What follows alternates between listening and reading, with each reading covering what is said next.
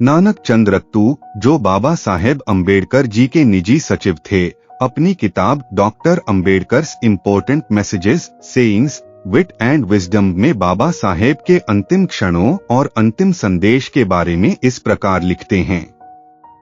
बाबा साहब अम्बेडकर पिछले 1.5 साल से अवसाद की स्थिति में जी रहे थे। कई बार मैंने उन्हें रोते हुए भी देखा, लेकिन कारण पूछने की हिम्मत नहीं हुई।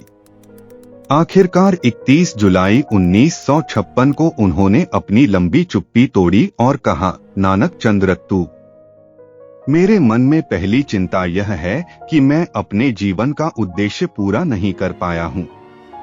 मैं अपने जीवन काल में अपने लोगों को शासक वर्ग के रूप में देखना चाहता था, लेकिन ऐसा हुआ कि केवल कुछ शिक्षित लोग ही मेरी उपलब्धियों का आनंद ले रहे हैं।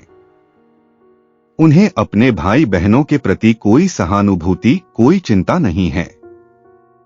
इसलिए अब मैं अपना सारा ध्यान गांवों के उन अनपढ़ लोगों पर देना चाहता हूं, जिनकी आर्थिक स्थिति नहीं बदली है।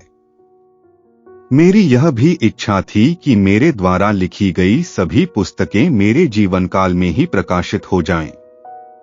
मैं भी चाहता था कि मेरे जीवन काल में ही मेरे लोगों में से कोई आगे आए और मेरे बाद मुक्ति आंदोलन को आगे बढ़ाने की भारी जिम्मेदारी संभाले, लेकिन मैं और मेरे लेफ्टिनेंट चौधर सत्ता के लिए एक दूसरे से उलझ गए हैं।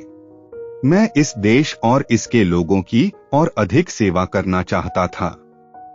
ऐसे देश में जन्म लेना पाप है, जहां देश की जनता प्रधानमंत्री की हाँ में हाँ मिलाने के अलावा किसी की बात सुनना नहीं चाहती।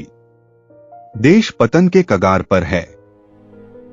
हर तरफ से दुर्व्यवहार के बावजूद मैंने बहुत कुछ किया है और मरते दम तक ऐसा करता रहूंगा।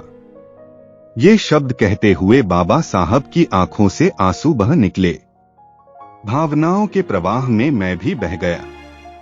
धीरे धीरे वे मुझसे कहने लगे, हिम्मत रखो, चिंता मत करो, एक न एक दिन जिंदगी तो खत्म होनी ही है।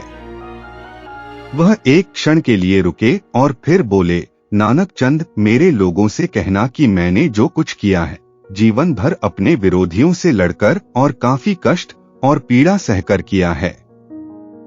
बड़ी मुश्किल से मैं इस कारवां को यहाँ तक लाया हूँ जहाँ यह आज है। कठिनाइयों और बाधाओं के बावजूद इस उद्देश्य को आगे बढ़ाना है। यदि मेरी जनता और मेरे प्रतिनिधि इस कारवां को आगे नहीं बढ़ा सकते तो उन्हें इसे वहीं छोड़ देना चाहिए जहां यह आज है, लेकिन किसी भी हालत में इसे पीछे नहीं जाने देना चाहिए। यह मेरे लोगों के लिए मेरा संदेश है, शायद आखिरी संदेश। मुझे विश्वास है कि मेरा यह संदेश अनसुना नहीं जाएगा। यह कहते हुए बाबा साहब के आंसू छलक पड़े। नानक चंद रत्तू कहते हैं कि मैं बहुत बेचैन हो गया। उन पलों को याद करके मैं अक्सर दुखी हो जाता हूं और रोने लगता हूं। क्रांतिकारी जय भीम साथियों।